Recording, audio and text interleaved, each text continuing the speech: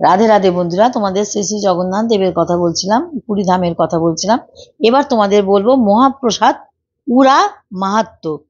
হ্যাঁ, শ্রী মন্দিরের দৈনিক নীতি অনুসারে শ্রী জগন্নাথ দেবের বিভিন্ন ভোগ অর্পণ হয়।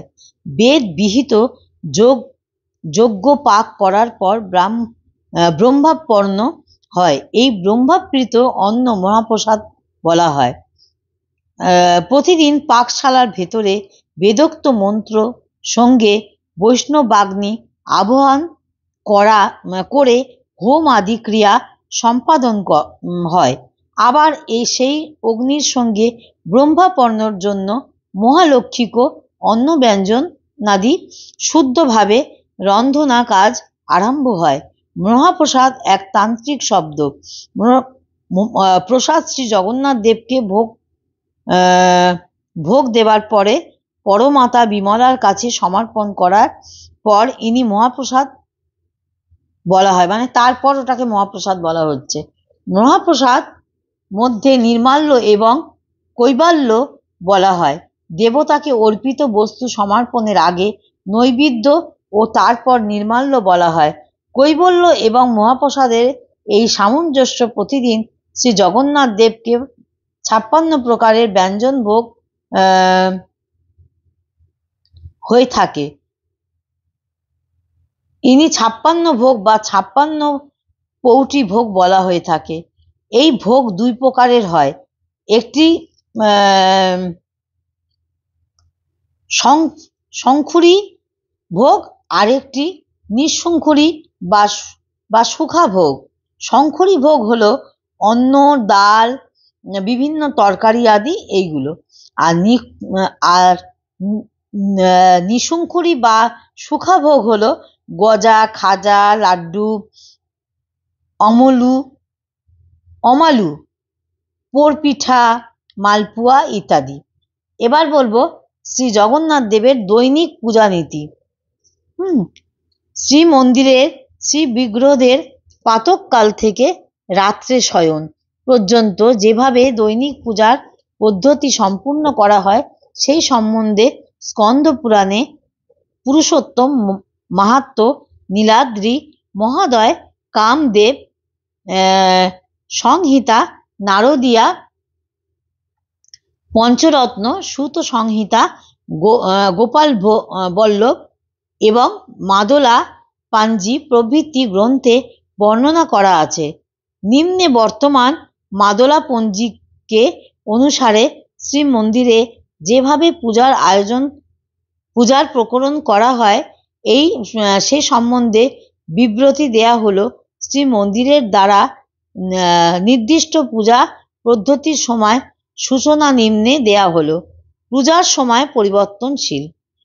এবার বলবো দ্বারফিটা ও মঙ্গলা আরতি।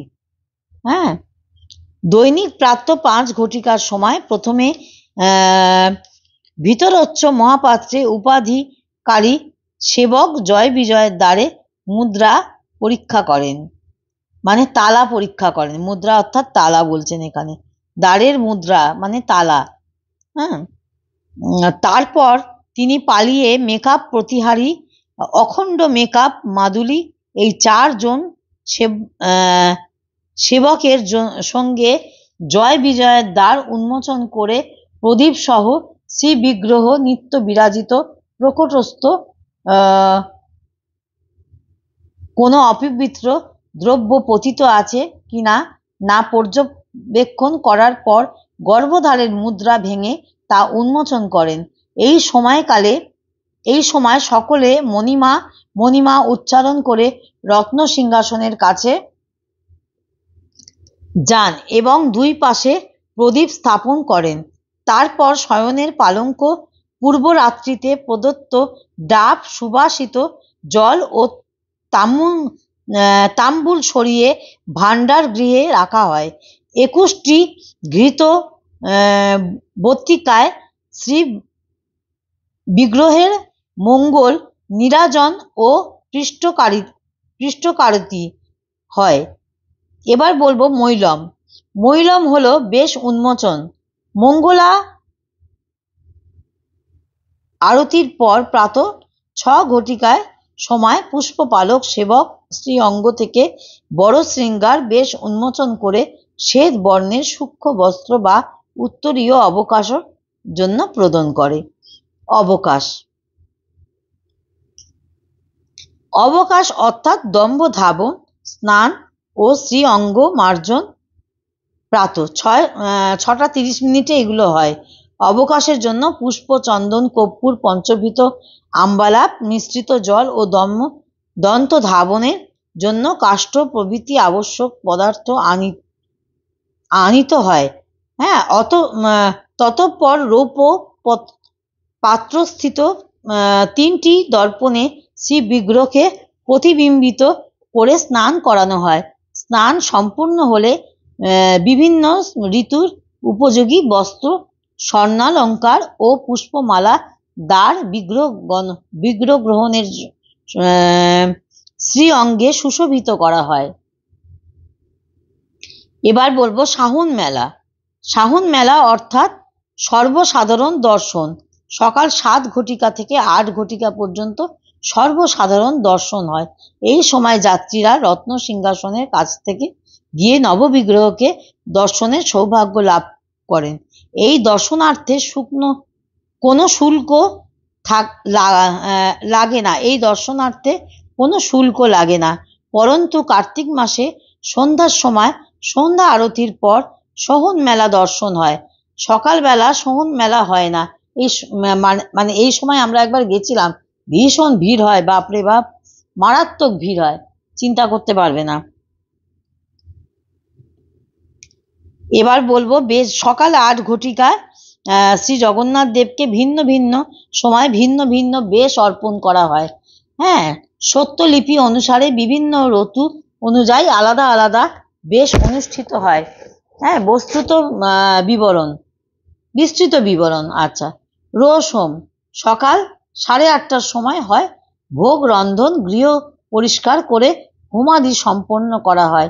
অমৃত মনোহরিজন অগ্নি স্থাপন করা হয়। এটা বলছি মানে কিভাবে পুজো অর্চনাগুলো জগন্নাথ দেবের মন্দিরে হয়। সূর্যা পুজো হয় সকাল 8:30টার সময়। দ্বার পাল্লা পুজো হয় সকাল 8:45-এ। 9 ঘটিকার মধ্যে দ্বার পাল পূজা অনুষ্ঠিত হয়। এবার বলবো গোপাল বল্লভ ভোগ বা বাল্য ভোগ। সকাল 9 ঘটিকার সময় শ্রী জগন্নাথ দেবের নাস্তার জন্য গোপাল বল্লভ বা বাল্য ভোগ বা শুষ্ক ভোগ হয়। এই বাল্য ভোগের প্রধান উপকরণ মুরকি। নীলাচলে মুরকিকে বল্লভ বলে, এই জন্য বাল্যভোগ বল্লভ ভোগ নামে বিখ্যাত। এটি ঠাকুরকে প্রথম শুষ্ক ভোগ। হ্যাঁ, এটি ঠাকুরকে প্রথমে শুষ্ক ভোগ দেওয়া হয়। এই ভোগে মুরকি, খই, সর, বল্লভ কোড়া, খোয়া সন্ডা, দধি, মাখন, খণ্ডমন্ডা, কলা, ডাব, ঘষা জল এবং ঋতুপোযোগী ফল সমূহ নিবেদিত হয়। মহাপ্রভু অবকাশের পরে প্রথম এই ভোগ গ্রহণ করেন। মানে ঋতুপোযোগী হচ্ছে যে মানে প্রত্যেকটা ঋতুর সঙ্গে, মানে আমাদের প্রত্যেকটা কালে যে সময় নতুন ফল হয় সেই ফলের কথা বলছে। তো তোমরা বন্ধুরা সঙ্গে থাকো, সাথে থাকো, একটা লাইক দেবে, কিছু একটা কমেন্ট করবে, ভালো লাগবে। ততক্ষণ জয় গৌর, জয় নিতাই, রাধে রাধে।